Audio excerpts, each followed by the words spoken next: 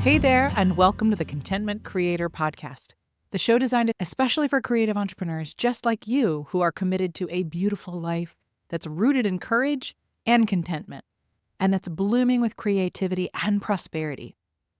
I'm your host, Ellen Broen, a certified life coach, a singer, a mother, and a lover of alliteration, dogs, and deep conversation.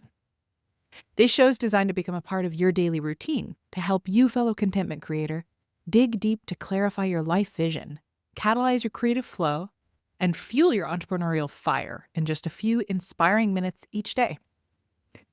Each Tuesday, we talk about creativity, and this month we're focusing on the unique path to growth that pregnancy and postpartum offers us creators. Today, I want to share with you the deeply creative, spiritual, and physical process of preparing for birth, and what it means to hold a vision that matters to you while surrendering completely to the mystery of how life unfolds.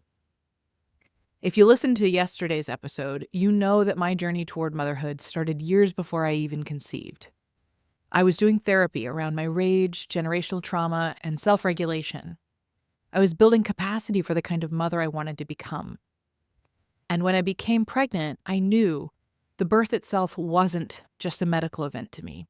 It was an initiation. And I wanted to be ready for it, mind, body, and soul.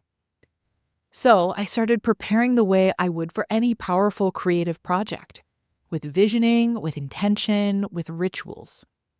I did hypnobirthing classes, worked with affirmations, practiced breathwork daily.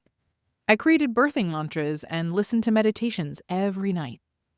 I studied It Starts with the Egg, adjusted my lifestyle, nutrition, and movement to be in deepest support of my baby. My creative preparation became part of my nesting. I imagined myself strong, grounded, vocal, connected to my body as I labored freely and delivered in a serene, warm birth center room. But that's not what happened. At 39 weeks, I was diagnosed with preeclampsia. And instead of the natural intervention-free birth I envisioned, I was admitted into a hospital for an emergency induction.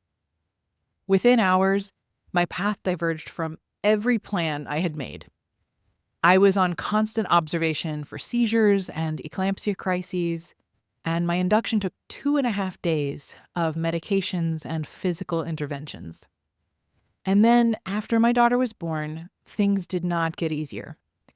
Within days, I was back in the hospital with postpartum preeclampsia, and then sepsis, and then deep vein thrombosis, which is a blood clot, that led to emergency surgery. I spent a month in and out of hospitals, separated from my newborn and my spouse, navigating both physical survival and soul-level devastation. There was no birthing playlist in those moments, no mantras, no lavender oil. What I had was my breath. Sometimes it was shallow, sometimes it was ragged, but it was still mine.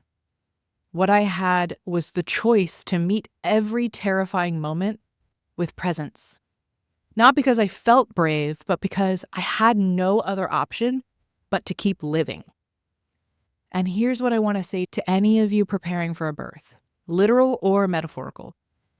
It is worth it to vision. It is worth it to prepare your nervous system, your mind, your body, your partnership. But know that the real work is not in sticking to the plan. It's in how we meet ourselves when the plan dissolves.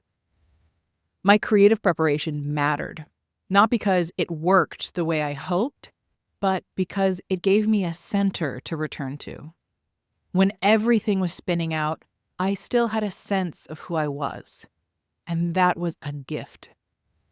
So whether you're preparing for birth, launching a new project, navigating a life transition, I want to ask you this. What vision are you holding for what's ahead? What rituals, affirmations, and creative practices help you feel grounded in that vision? And how can you simultaneously stay open to the reality that the unfolding may look wildly different, but still hold deep wisdom and transformation? Let your preparation be an act of creativity, and let your surrender be an act of grace.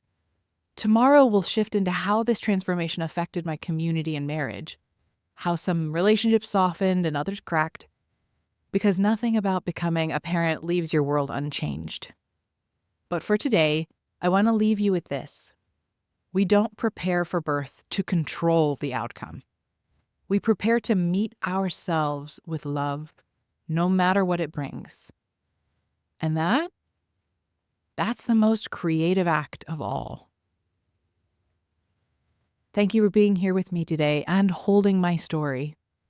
Join me here tomorrow for the next part of this week's series on pregnancy as my path to self-growth, where I share about my great reckoning with relationships and community after birth and my brush with death.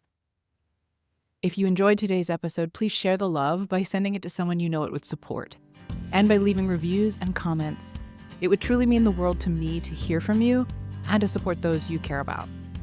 Hit that subscribe button so you never miss a day, and join me in my mission to help a world full of content creators become a world of contentment creators.